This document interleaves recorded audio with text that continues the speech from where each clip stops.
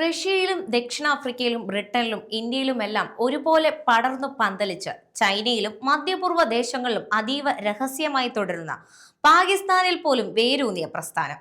വെളുപ്പോ കാവ്യോ വസ്ത്രങ്ങളും നെറ്റിയിൽ നീട്ടിവരച്ച ചന്ദനക്കുറിയും രുദ്രാക്ഷവുമായി ഹരേ കൃഷ്ണയെന്ന് ഉരുവിട്ടുകൊണ്ടിരിക്കുന്ന ഇസ്കോൺ അനുയായികൾ. ലോകം മുഴുവൻ പടർന്നു പന്തലിച്ച ഇസ്കോൺ എന്ന സംഘടന ഇപ്പോൾ വിവാദങ്ങളുടെ പടിയിലാണ്. എന്താണ് ഇസ്കോൺ? ആരാണ് ചിന്മയ് കൃഷ്ണദാസ്? ചോദ്യങ്ങൾ നിരവധിയാണ്.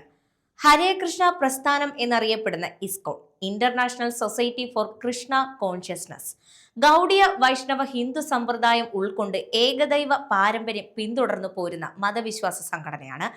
ലോകത്തുടനീളം സംഘടന ഈ ആശയം പ്രചരിപ്പിച്ചു പോരുന്നു. ഇന്ത്യ ഉൾപ്പെടെ ലോകത്തെ നിരവധി രാജ്യങ്ങളിൽ അവർ ക്ഷേത്രങ്ങൾ സ്ഥാപിച്ചിട്ടുമുണ്ട്. ലോകമെമ്പാടും വ്യാപിച്ചു കിടക്കുന്ന ഇസ്കോണിൽ ഏകദേശം 10 ലക്ഷം അംഗങ്ങളുണ്ടെന്നാണ് കണക്ക്. 1966 ജൂലൈ 13 AC ഭക്തി വേദാന്ത സ്വാമി പ്രഭുപാദ ന്യൂയോർക്ക് സിറ്റിയിൽ സ്ഥാപിച്ച സംഘടനയാണിത്. ഇന്ത്യയിലെ പശ്ചിമ ബംഗാളിലെ മായാപൂരിലാണ് ഇസ്കോണിന്റെ ആസ്ഥാനം.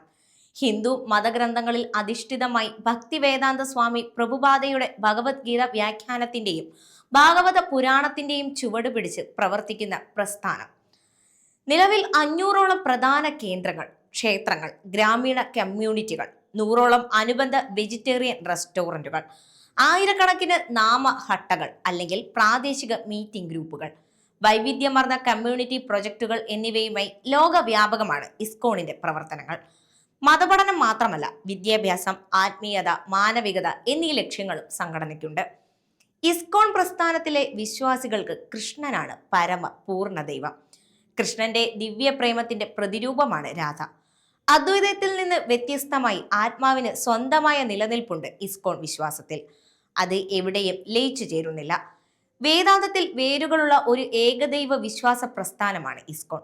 2001 ഗുജറാത്തിലെ കച്ചിലെ ഭൂകമ്പമുണ്ടായ സമയത്താണ് കൃഷ്ണനാമം ജപിച്ച് സമയം ചെലവഴിക്കുന്ന സന്യാസിമാർ എന്ന ധാരണ ഇസ്കോൺ അനുയായികൾ മാറ്റിമറിച്ചത്.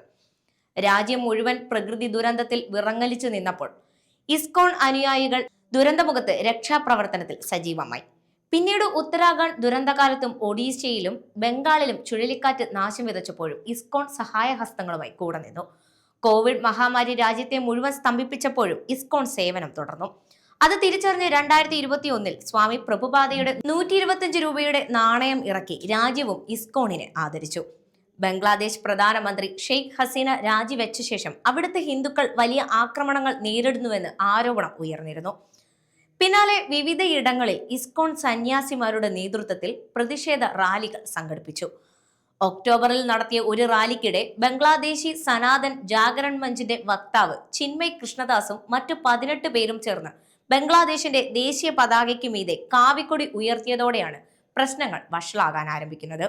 ചിന്മയ് കൃഷ്ണദാസിനെതിരെ രാജ്യദ്രോഹ കുറ്റം ചുമത്തി ബംഗ്ലാദേശ് സർക്കാർ അറസ്റ്റ് ചെയ്തു. പിന്നാലെ ഇസ്കോൺ നിരോധിക്കണമെന്ന് പല കോണുകളിൽ നിന്നും ആവശ്യമുയർന്നു. മതമൗലിക സംഘടനയാണെന്ന് ആരോപിച്ച് ധാക്ക ഹൈക്കോടതിയിൽ ഹർജിയെത്തി. എന്നാൽ കോടതി ഹർജി തള്ളി. പക്ഷെ കാര്യങ്ങൾ കൈവിട്ടു പോകുന്നതായി കണ്ട ഇസ്കോൺ ചിന്മയ് കൃഷ്ണദാസിനെ പുറത്താക്കി.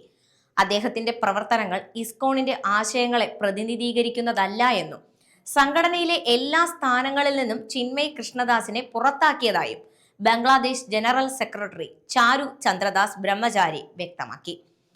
എന്നാൽ അവിടം കൊണ്ടൊന്നും പ്രശ്നങ്ങൾ അവസാനിച്ചില്ല. ഇപ്പോഴും ബംഗ്ലാദേശിൽ പ്രതിഷേധം ശക്തമായി തന്നെ തുടരുകയാണ്. ചിന്മയ് കൃഷ്ണദാസിന്റേതുൾപ്പെടെ 17 ഹിന്ദു സന്യാസിമാരുടെ ബാങ്ക് അക്കൗണ്ടുകൾ മരവിപ്പിച്ചു. ഇസ്കോണിന്റെ സാമ്പത്തിക ഇടപാടുമായി ബന്ധപ്പെട്ടാണ് നടപടി. മാത്രമല്ല, ഇസ്കോണിന്റെ 3 സന്യാസിമാരെ കൂടി ബംഗ്ലാദേശ് പോലീസ് അറസ്റ്റ് ചെയ്തതായാണ് വിവരം. ഷെയ്ഖ് ഹസീന നാടുവിട്ടതിന് പിന്നാലെ ബംഗ്ലാദേശിലെ ഹിന്ദുക്കളുടെ സുരക്ഷയെക്കുറിച്ച് ഇന്ത്യ ആശങ്ക പ്രകടിപ്പിച്ചിരുന്നു. ഹിന്ദുക്കൾക്കെതിരായ അക്രമം അവസാനിപ്പിക്കണമെന്നാവശ്യപ്പെട്ട് ഇന്ത്യ ശക്തമായ ഇടപെടലുകളും നടത്തി. ചിന്മയ് കൃഷ്ണദാസിന്റെ അറസ്റ്റ് ഇന്ത്യ ബംഗ്ലാദേശ് ബന്ധം തന്നെ വഷളാക്കിയിട്ടുണ്ട്. ബംഗ്ലാദേശിലെ പ്രതിഷേധത്തിന്റെ ഭാഗമായി ഇന്ത്യയിലും പ്രാർത്ഥനാ പ്രതിഷേധ പരിപാടികൾ ഇസ്കോൺ സംഘടിപ്പിക്കുന്നുണ്ട്. ബംഗ്ലാദേശിൽ ഹിന്ദുക്കൾക്കെതിരായ അതിക്രമങ്ങൾ അവസാനിപ്പിക്കാൻ ഇന്ത്യ ശക്തമായ ഇടപെടൽ നടത്തണമെന്നാണ് ഇന്ത്യയിലെ ഇസ്കോൺ അനുയായികളുടെ ആവശ്യം.